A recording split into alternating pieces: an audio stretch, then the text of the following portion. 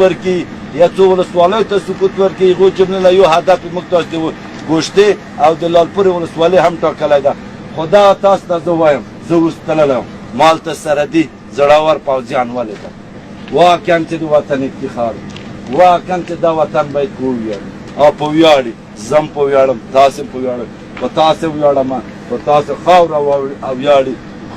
کلي بوټي در باندې ویاړي ځکه موږ تاسې مسلمانان یو افغانان یو غیرت لرو ایمان لرو هیڅ شی د موږ تاسې علاوه نه لرو. موږ هر شی چې اوس لرو هیڅ شی د نه لرو ایمان لرو غیرت لرو افغانان خپل وطن دفاع کوو سر په قیمت دفاع نه کوو دښمن ته به خوله ماتونکی ځواب ورکوو. ستاسې وظیفه ده اوس هم د توپچیانو هغه چا چې مسلک د توپچي ده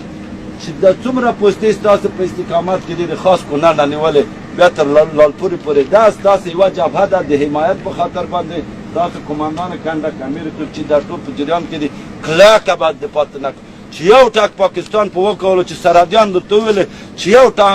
ټاک د ټانګې راباندې وکړو د توپ په داسې حالته زلزله به په جوړوئ لکه افغانانو چې په انګریزانو جوړه کړه لکه افغانانو چې په چنګیزانو جوړوه په صفویانو یې جوړوه او په روسانو یې جوړوه او په دغو مردارخواړو پنجابیانو یې جوړوه. دا زما هغه ویل لږ زیات دی چې زیات سره مصروف نه شو. بچه‌های دیگه مسلکات هستن انجینری مترسید کل سر وظایف خودتان متوجه باشین با هماهنگی با تشریک مسیحی مشترک با یک کمک با یک افغانیت با یک اسلامیت یک بیادر یک خانه هستیم سر پلیس سرحدی نظم عامه ملی محلی